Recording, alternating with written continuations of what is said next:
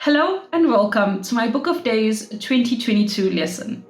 I am infinitely excited that you're here, and I promise I will try to tone it down, but I'm probably not going to succeed, so please bear with me. A little bit about myself for those of you that don't know me, so everyone. My name is Tamara Sagadevan, and I am a South African mixed media artist who lives and paints in Warsaw, Poland.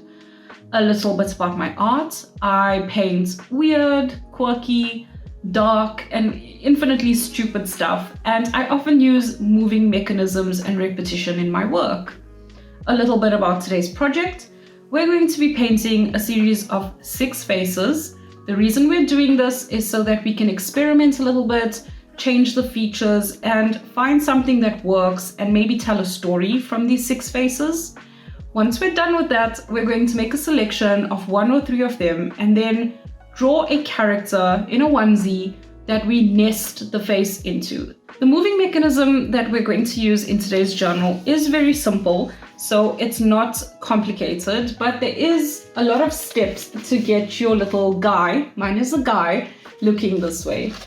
I just want to show you how it kind of operates from the top view. And aha, there's a skull behind. If you decide that this is not the route you want to go and you just want to paint your faces and not have a skull behind them or have them move, you could also just stick them onto a background journal page. I think they look quite cute.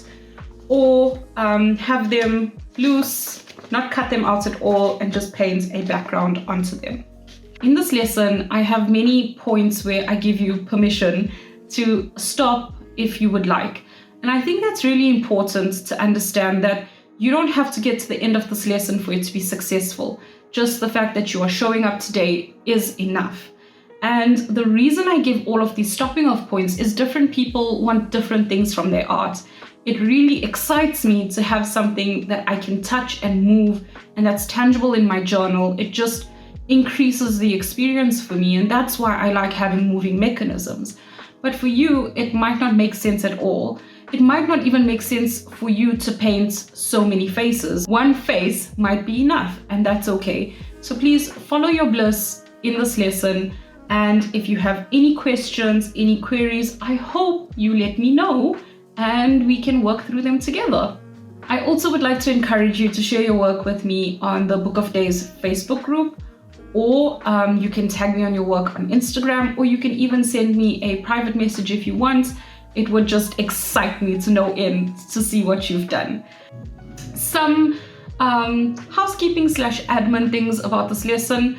I think it would be really good if you read through the PDF first, or went through the video and the PDF together and then attempted the lesson. I think that some things might retain that way, and you could also more easily take it into your own direction. The other thing is I talk a lot during these 2 segments, and you can most definitely put me on mute and put on some wonderful calming ambient music to listen to instead. I also do share some of my opinions on art, so time lapses, and also the importance of doing multiple layers. And the last thing is I do have the time lapse of 6 faces at the end of the first lesson. The reason I've done that is I didn't want to show painting every single face in enormous detail in the entire lesson. I've shown you 1 in enormous detail, but I have not shown you all 6. So there is a time lapse at the end of the first session, which will show you how to paint those 6 faces if you're interested. I think that's all, and I'll see you in the lesson, so let's just get into it. Using a compass, I created 6 circles on a loose sheet of watercolor paper. The circles are about 7 centimeters in diameter, which is about 3 inches. Let's get into the painting. I cover every single circle with a white layer of gesso. I'm not too concerned about the thickness or the brush strokes showing. I just want to create a nicer surface to paint on and also to add some texture. So this is why I add gesso. If your paper is really good and you don't really need this layer, by all means skip it. I do want to say that I let every single layer dry on this painting, with the exception of when I blend, which I will mention. So whenever you see me move on to another section, please note that my paint is dry. I now add features with Pitt pens. You can see I've added different types of eyes at different positions. This is why I'm painting 6 faces, so I can experiment and try and get different looks, and I can do them all within each other. If you're not comfortable drawing faces, I do have a template in the PDF that's attached. They are all similar styles to the ones I'm drawing now, but you could make them look a little bit happier if you wanted.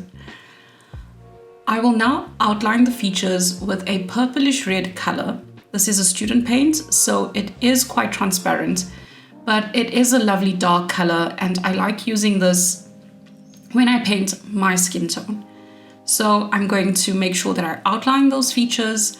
And once again, because I'm doing 6 faces at the same time, it's very easy for me to see when I've done something incorrectly, or rather when I've done something that's maybe not going to look like the rest, and I can either adjust it or I can leave it that way because it's an experiment. I leave those white spots because I know that I'm going to have highlights on there later. You don't have to do that. It's just more of a guideline for myself. You can also just move the highlights to different places if you'd like to. I'm going to cover this entire face with a skin tone, if you will, and I'm saying that with quotation marks. The final skin tone of this painting is going to be similar to mine, so it's a darker skin tone and it has a lot of red in it, like when I get angry or sunburned. Just remember, you're painting your skin tone.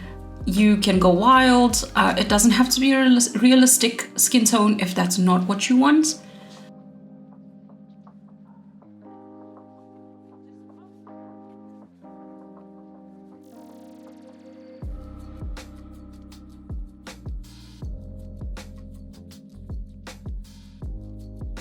When you see me doing an additional layer, like I am going to do after this one, it's because the layer of skin tone is too transparent. I need it to be more opaque and I need more coverage. I also really enjoy those brush strokes and the slickness that it creates when I have multiple layers. So maybe see how that feels for you. If you don't need it, don't add it. If you feel like you might need an additional layer, go for it. You've got 6 faces. You could do 2 with additional layers and the rest without. This is really a wonderful place to experiment and just try different things out.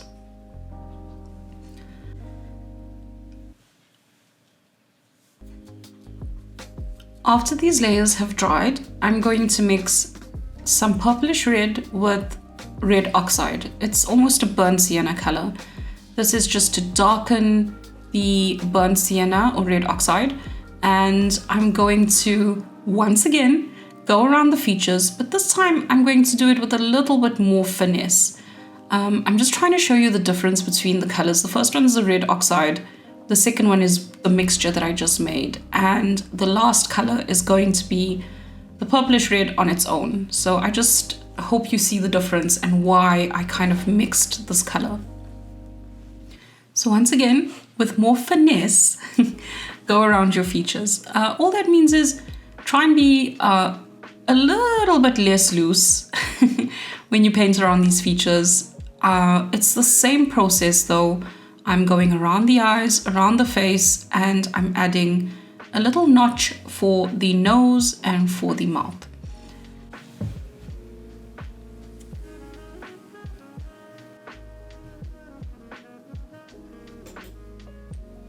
I'm now going to once again cover the face in this flesh tone.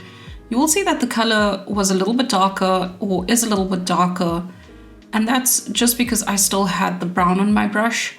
I don't really care for rinsing it out at this point, but if you're a much cleaner painter, you're more than welcome to do that, of course. So I'm just once again covering the entire face because I want to have those shadows showing through again, but I also want variation. And you might see this better when you paint your own face, but I've got different types of highlights now showing through the face. The original one that we made, but also the secondary one that we just created when we put this brown layer down and this flesh layer over. Now I'm going to mix some red oxide or burnt sienna, and as I do that, I'm going to come in with the Naples or flesh tint.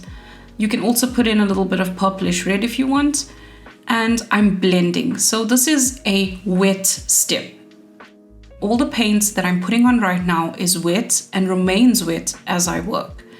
The reason I'm doing this is because I want to blend those two colors together, and I don't want such a visible difference between the portions that I'm painting. When I'm painting, I'm using a blending type of stroke, which is I'm working on the toe of my brush, which is the tip of my brush, and it's a light pressure, and this creates a blendy effect. I'm showing or attempting to show you that stroke at the top of the page. One of the cool things about student paints is, although I am working harder to achieve what I want to achieve, it is allowing for a lot of layers underneath to shine through, and I think that gives the face a very dynamic and textured look. I am trying to keep these shadows or darker areas around the face, in the nose and mouth area, and under the eyes. Most of these make sense, maybe with the exception of around the face. The reason why I am doing this though is because I know that my final piece is going to put this face into a hoodie. So this is the shadow that I want. I also think it looks really cool when it stands alone, when it has a shadow around its face. That's why I do it. I wanted to show you that I already started painting the second face when I decided to go and touch up the first face again. I realized that actually it's not dark enough for me, and I keep on doing that as I'm painting these faces. So I hope you will give multiple faces a try, and I'm going to keep on saying that throughout this lesson because I hope I convince you. I'm now adding irises to all of my faces with a Pitt pen, and I'm going to completely cover that in burnt umber. Again, choose the color that you like the most. I want some brown eyes, so I'm using some lovely dark burnt umber. I feel like my life should come with a disclaimer. It does a lot of unnecessary extra stuff. And you'll see that there are a lot of steps to these eyes. They are small, so it doesn't take that much time, but it could seem a little bit unnecessary. I just feel it gives a really cool effect afterwards. It feels easy to me now because I've done it so many times. So that is why you'll now see me putting gray on the whites of the eye and later on painting it white. To be clear, it does show through when I do that. You will still see the gray. There is a point to having the gray there.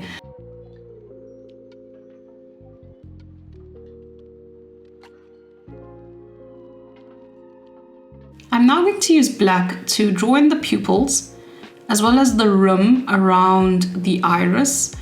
And I will use a mixture of black and brown to draw in lines across the top of the eye, which to me represents both an eyebrow and eyelashes.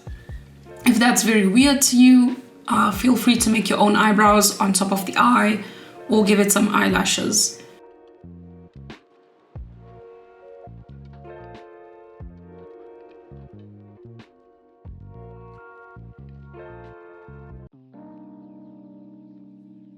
We're going to move pretty quickly for the rest of the eye. The burnt umber is slightly wet, and on top of that, I'm going to dab on the burnt oxide, so the lighter brown we used for the face. I'm also going to put 2 spots of Azo Orange. You can use as many spots as you want or not. I feel like it adds a bit of a sparkle to the eye. And I'll also put in a drop of teal, and that's because in my final painting, I'm using teal and I like the accent in the eye. You can see they don't look awfully realistic, but I do think they have something special in them. I'm going to go over the gray with some titanium white, and I am going to leave some of the gray showing, and this layer that I'm putting on is not extremely opaque. You can use the white at this point to also correct any black around the iris if you've overshot it.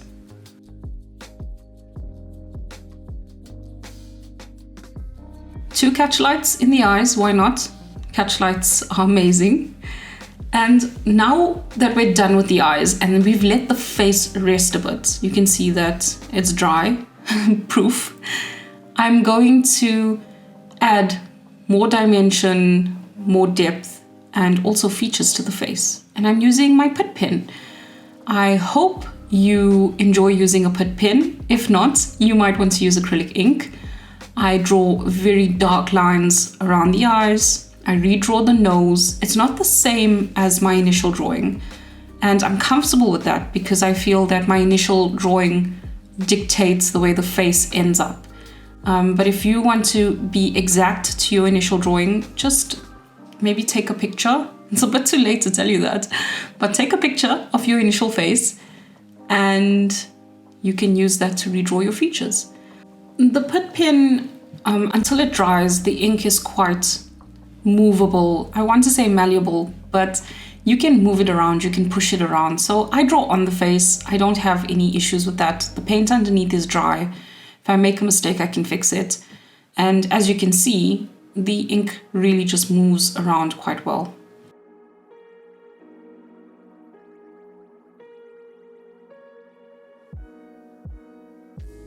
Now that I've darkened the face, I want to add some eyebrow lines. So I'm not putting in an eyebrow, but I'm just adding something to the feature. And it's just two simple lines. The other ones have circles. Because I've done 6 faces, I can play around. And again, that's the beauty of doing many faces. So I hope you play around with it. You can have some worry lines or you can draw eyelids. And I really like the idea of these dark under circles. So I just try and make sure that it's as dark as I want it. The next steps move pretty quickly, so I've shown you more than one face so that you can get a grasp of what I'm trying to show. And that is adding highlights to the face. Once again, this is in real time, so it is as quick as you see it. I'm very rough, I'm very loose, I'm very painterly. Once that is dry, I'm going to take a fluorescent pink, which is an opaque color, and I'm going to dry brush that around the face, around the eyes. I love to put it on the nose and the mouth. It's just a very ruddy, I don't know, cute color. It's just my favorite color and one of my favorite things to do. Once I've done that, I'm going to take white on the tip of my brush and add some highlights to the nose and mouth. Again, loose, quick, painterly.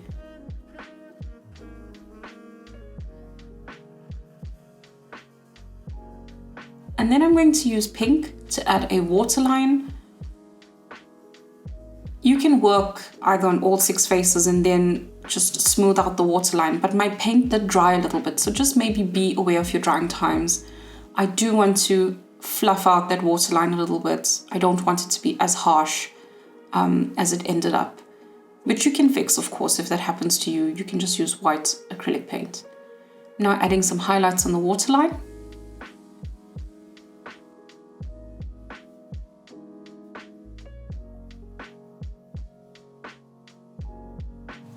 And we're done. Whenever I look at my paintings, I always think these are definitely faces only a mother could love. I hope you love your paintings as much as I do like mine. I know they're grumpy, but I find them incredibly cute.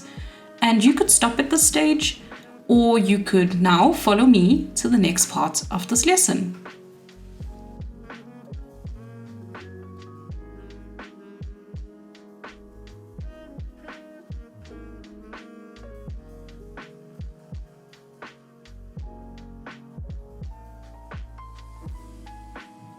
Yeah, I'm so glad that I don't have to listen to tomorrow. Oh, hello. Did you think you got rid of me?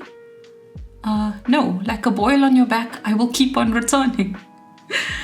I'm just here to talk about time lapses very quickly. This entire time lapse for these 6 faces is a total of 55 minutes. It doesn't include drying time. And when I used to watch time lapses, logically I knew that it was sped up, but it would still irk me just a little bit that I wasn't as fast as what I was watching. It's not logical, but that's what was happening. And I just want to come here to I don't know. Make sure that you aren't feeling the same way. Time lapses are not reality. Time lapses is editing. You might see it as very fast and think, oh, she's awfully proficient. No, joke's on you. I'm not awfully proficient. I'm mildly proficient.